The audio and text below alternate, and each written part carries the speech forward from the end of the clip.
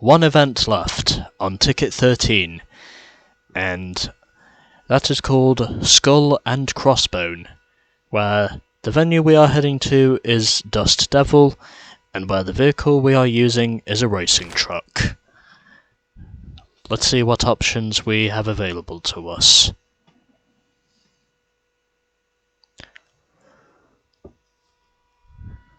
Now, let me think. Did I use all of these vehicles once? I got a feeling I did. Oh, okay. There's a fifth one available to us. And I'm pretty sure I haven't used that. I've definitely used the Castro. I'm also pretty sure I've used the Kalahari. Voodoo Iguana, I know for sure I've used that. And the Ozutsu Daimyo, yeah, I definitely used that one. So, I think the next vehicle I can use is the Italia Vulcan. And, wow. That's actually not bad for a paint scheme, especially considering the waves, but anyways, let's see what else we've got here. I could use this one, but I'm gonna use...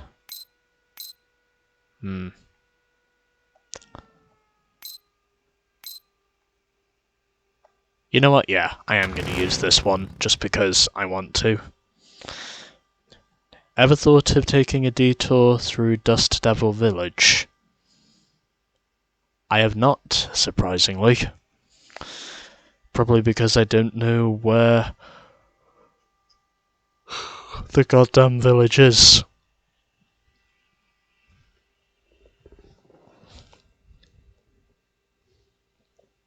Even though that's probably just me.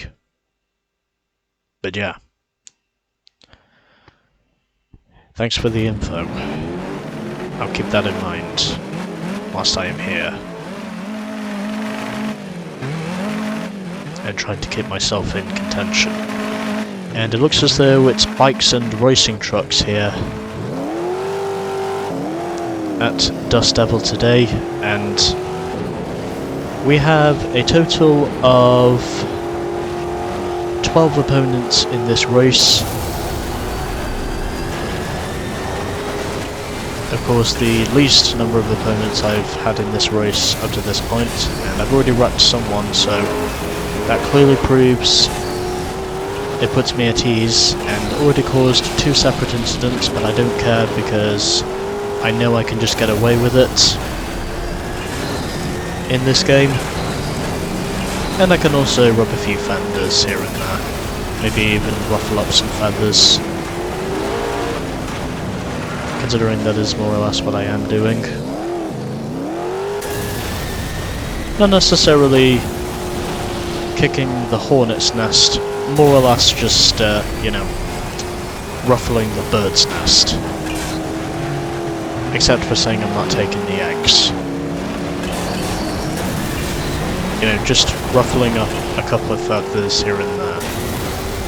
And I know they'll probably do the same thing to me also.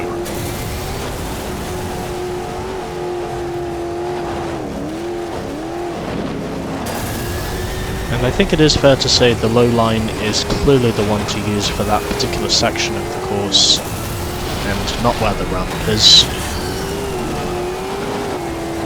From what I can empathise.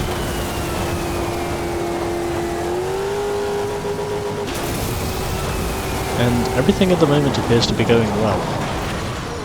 Until that happens. Because I seem to keep forgetting there's a rock there for some reason.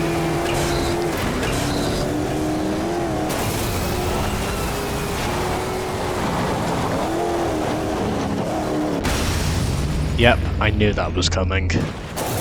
There was no way I was gonna get away from that one stone free.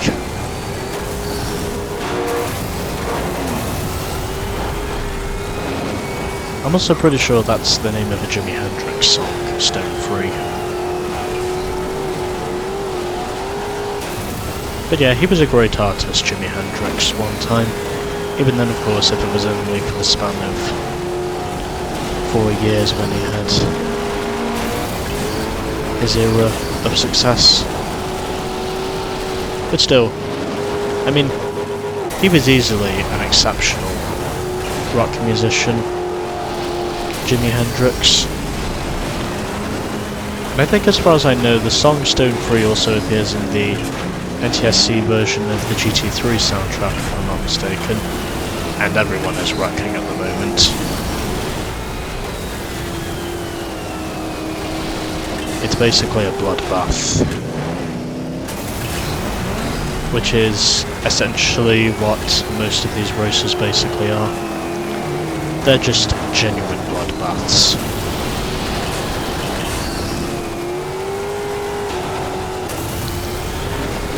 Regarding the overall skill and tenacity of basically trying to race ourselves as well as racing against the track surface.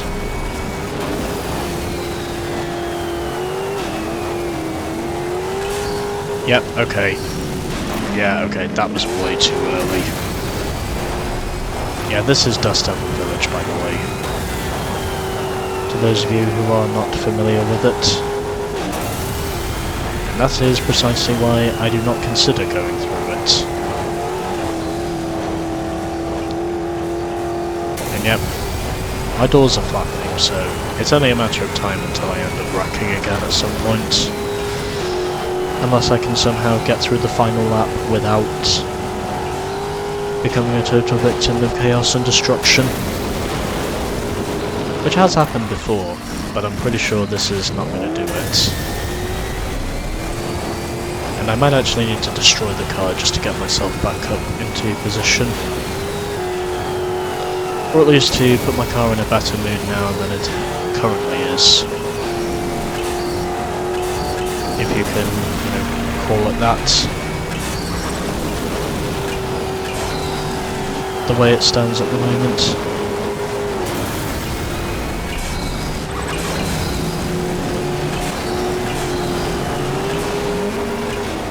Just really try my hardest not to suck.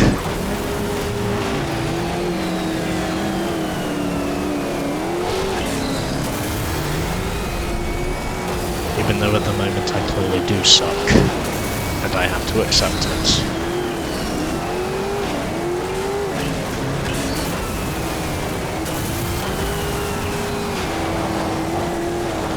And yep, the Wreckfest continues here at Dust Devil. Surprised to say that, surprisingly, I've not been a part of this said Wreckfest on this lap.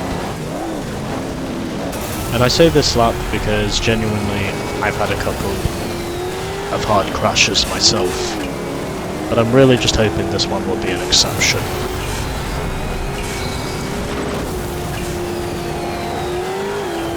Compared to the two previous laps I've had.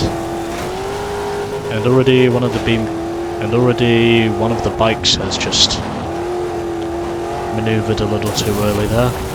And not going to take the ramp because, well, that's probably the stupid decision. I'm just going to keep going this way because I know I'm less likely to wreck here in spite of there being spots of vulnerability. And somehow I managed to land on 4 wheels and not roll the car over. Anyways, I win. In spite of me basically doing this in a virtually destroyed truck, somehow I did not wreck on the final lap. I don't know how, but I literally did not wreck on the final lap. This is probably about as damaged of a car as you could possibly get in this game without totally destroying it. Because this car is pretty much destroyed.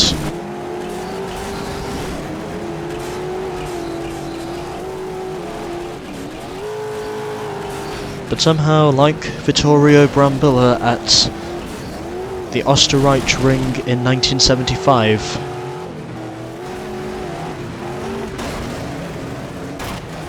I somehow won this race whilst also crashing the car, basically.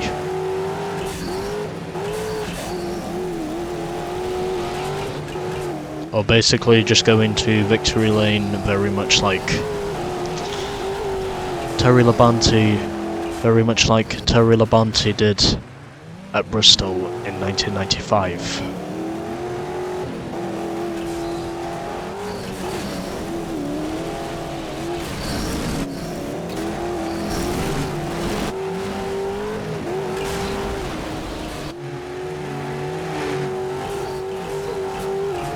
Okay, I think that should do it for the thumbnail clickbait. So Trunky Baxter finished second in that race. Then, in third position, it was King Leo, followed by Travis Maelstrom in fourth position, ahead of Cassell, the Beast, Hal Yoshina, Lips, Forley, and Mabe completing the top 10. Then in 11th was Holly Macker, and BD Marsden finished in 12th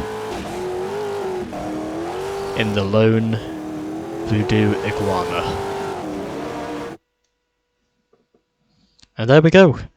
That is another ticket done and dusted. What do I have to do now? There it is. So there we go. 8 tickets remain in this game. And that is the end of Russian Roulette. And next up, our ticket is called Deep in the Hole. And where we are officially going back to the mud pool. Next time. Buckle up. It's going to be muddy.